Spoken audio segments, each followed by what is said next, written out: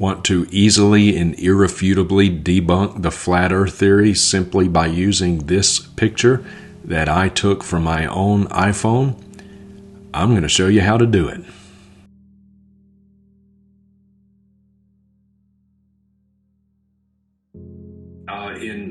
For some Christians who hold to the flat earth theory, they are bringing unnecessary ridicule upon Christianity in general and the Bible specifically. And I want to show you how to debunk the flat earth theory just by this photograph that I took from my iPhone. No, you're not. You're just going to embarrass yourself and show how ignorant you are or deceptive. Let's see.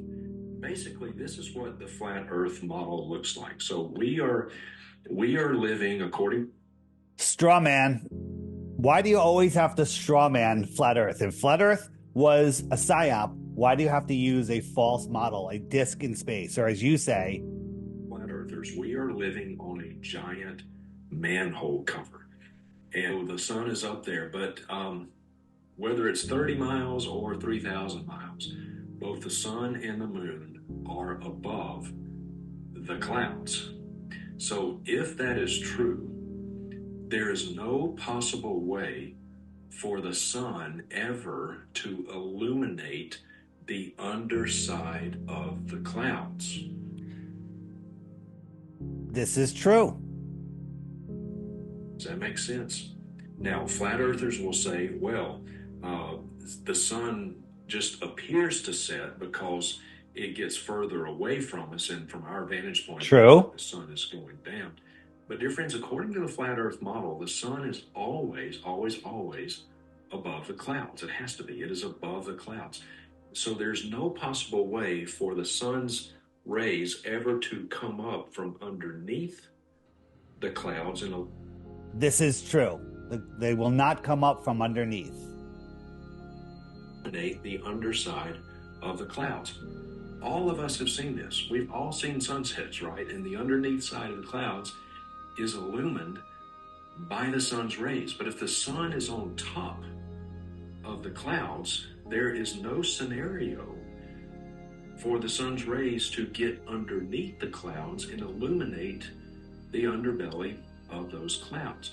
The only way this works is if the earth is round. And so this is one picture that I took. Here's another picture that... These are thin clouds that are showing sunlight through them, and I'm going to prove that to you in a moment.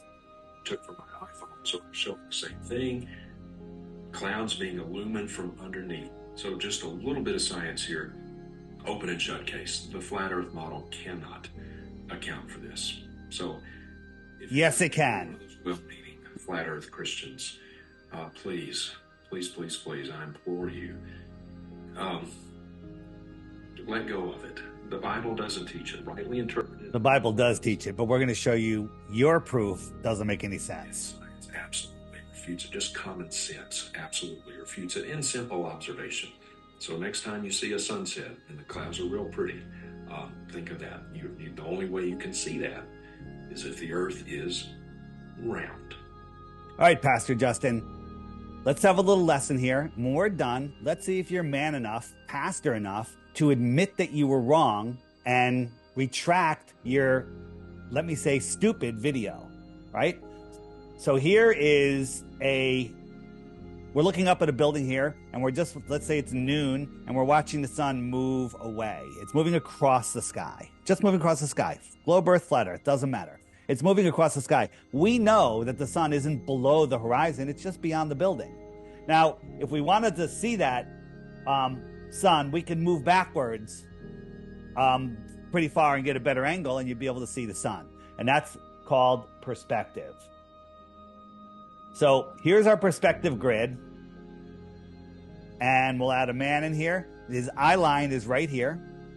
And let's throw a mountain in here. Now this mountain, let's say it's 4,000 feet above his eye line. Okay, 4,000 feet above his eye line. Here's the sun. And the sun's just going to move across the sky, and it gets lower due to perspective. Now, we know, just like the building, that sun isn't below the horizon. It's beyond the mountain. The man could go up in the air and see the sun again, or he can move backwards, which will give him a better angle. So if we move him backwards, there's the sun again. Now, what can we say about this line right here? This line, globe Earth or flat Earth, because let's say this is 25 miles. That mountain would be flattened in 25 miles, maybe 50 miles, right? The curvature on a globe is just a couple hundred feet, so it doesn't matter because that mountain is thousands of feet above his eye line. So this line here that appears to him from his point of view looks to be at his eye level, but it's really thousands of feet above his head. The sun continues its journey away, and it goes just like the building beyond the mountain. Beyond. And that's it. It looks like it's at his eye level, but it's not. So now let's add the clouds. We got the clouds here, which is the atmosphere. There could be a cloudless day, but over distance, the atmosphere compresses and it becomes opaque. Here's our sun. The sun moves into the distance again, going beyond this horizontal eye zone. Right? So now what is this line here? Well, these clouds, the atmosphere deck has squeezed into that apparent line. So this line right here, which is his horizon, is the top of the mountain, which is thousands of feet above his eyes. And it's also the clouds, which are thousands of feet above the mountain. The sun simply went beyond it. Went beyond it. So now let's take a look at your photo.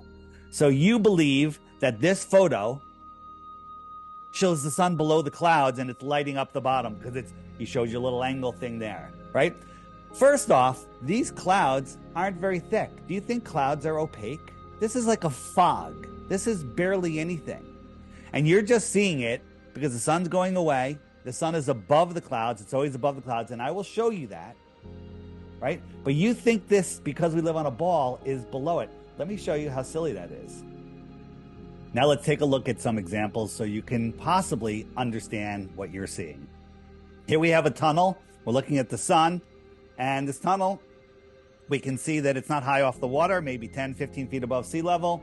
But the sun is out here. Now, if there was a fisherman out here on his boat, could he touch the sun? No. It's way higher in the sky. So the sun is higher than this, but it looks like it's lower.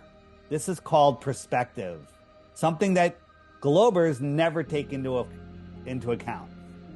Here's a tunnel right on the water, a cave, 15 feet above the water, and this sun is over this mountain. This mountain looks to be a couple thousand feet high, right? But the sun appears to be below it. So in your world, the sun should light up the bottoms of these clouds here because they're on the top of the cave. The top of the cave's higher than the sun, of course. Perspective. Understand it, right? So here's a picture I took myself.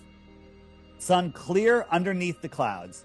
These are opaque, thick clouds. Opaque, thick clouds.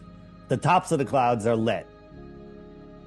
Sun rising, thick, opaque clouds. The tops of the clouds are clearly brightly lit when you can zoom in on them and take a look.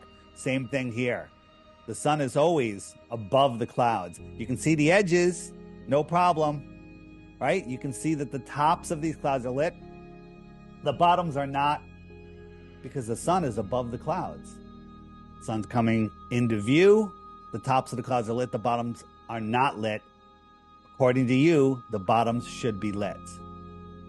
Again, here you can see them very, very clearly. Maybe you should have my app. Anyone that has my app, you can go to the images section right here. Click. And just type in sun under, boom, sun under, and here are all of those images. Here's another one. The sun is below this cloud, opaque, but look, this cloud right here is thin and translucent, so the sun goes through and lights up the whole thing. Let's look at another one. Here's a little combination of both. These clouds are thick and luminous. The sun is underneath. They should be lit according to you, but only the ones that are transparent appear to be lit. The tops are lit. Now, if you are unwilling to see this, you're a deceiver, whether you know it or not.